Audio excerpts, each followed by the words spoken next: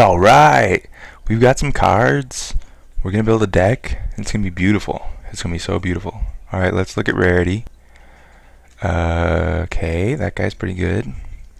We have a lot of white, and two really good white rares, so that's nice. And it looks like if we look at colors, we have like a lot of white cards too, so that's a good sign. We're gonna look at white first then.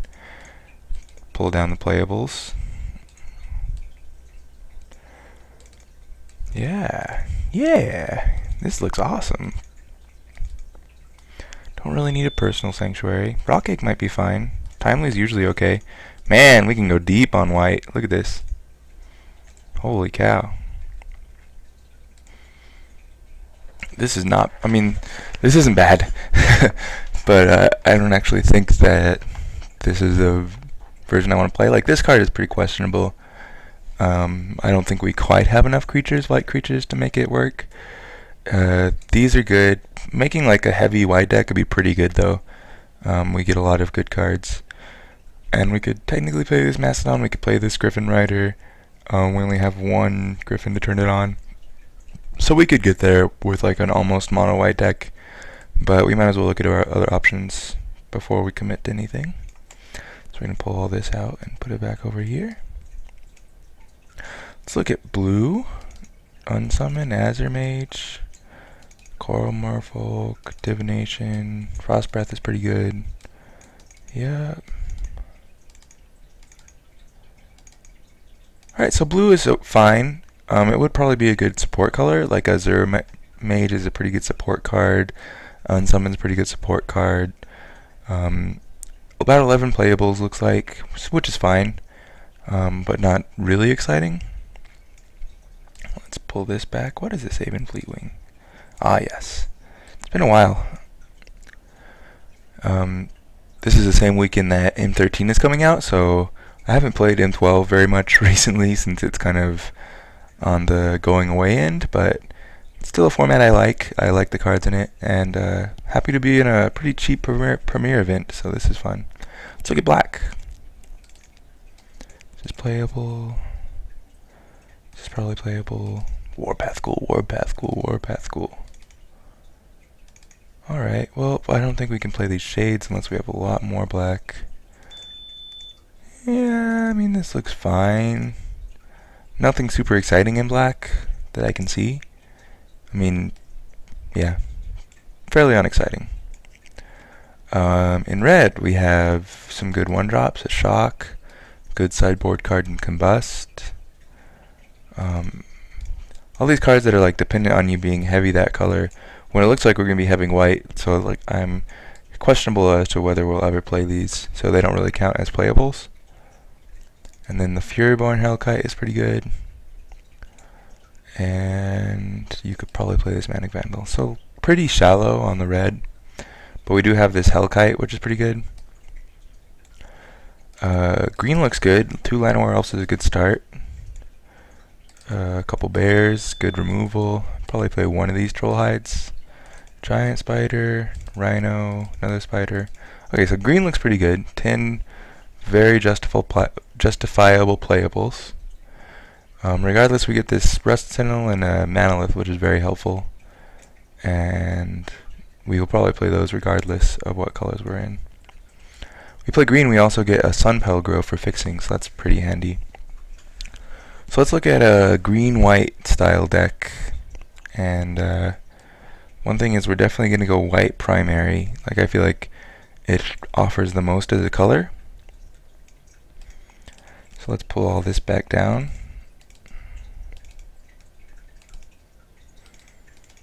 Yeah, we want to be heavy white. I just think it's probably the best choice. We might end up playing one or both of these Guardian's Pledges, but we're going to throw the rest of the deck down here first. Yeah, these cards are just really good. The raw power level is very high. I think that green looks like a pretty good one. Let's put this Manalith in here. This guy's a choice. We'll put him over here for now. We're likely to play him, but it's not a definite thing. I like doing the green as a secondary color. That being said, I don't know if we're going to play these elves. We want to be like almost splashing green at this point. Like we're only going to be playing 6 cards. So they're going to be like this and this. Kind of the more powerful cards like the Stinger Fling Spider. We can probably play this Carnage Worm, seems okay. I don't know if I want to play this Giant Spider. It's probably a good play. And we can probably get away with playing these Rune Claw Bears. Alright, so let's look at color. Nice that we get the Sunpetal Grove. So this green splash is going to be like super easy. We get a Manalith, we get a Sunpetal Grove. We're going to be able to play these cards without hardly any issue. Okay, so that makes it 23. This is 22. So we have one more slot. We could play a Guardian's Pledge in that slot, a Stampeding Rhino. We could splash the Shock. All of those seem like fine ideas. I like that we're playing heavy white. We're going to almost always play these Armored War Horses and use them to beat down. We have 1, 2, 3, 4, technically 5, 6, 7, 8, 9, 10, 11, 12, 13 white creatures. I think that's probably enough to justify playing a Guardian's Pledge. So we're going to put one in the main. We might want to bring in the other one, either out of the sideboard or otherwise. So that gives us 17 spells, or 23 spells, 17 lands. Definitely playing this Sunpetal Grove. I'm feeling like this deck is strong enough that we don't need to be splashing. Man, this deck could be awesome with an Oromancer because we have this Trollhide, this Pacifism to get back.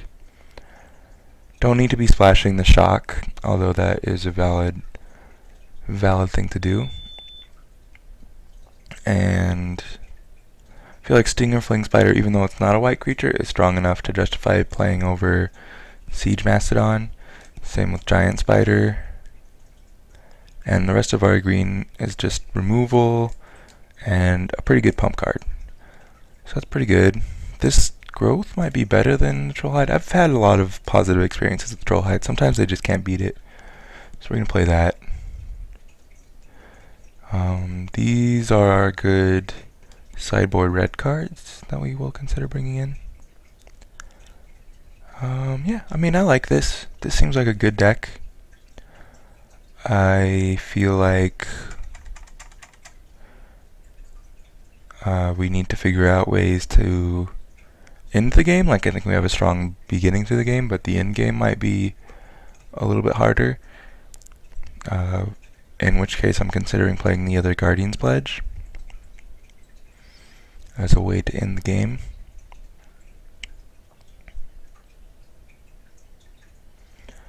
So that's my consideration right now. 16 creatures is a pretty good amount. I don't really want to cut creatures if we're looking a way to end the game.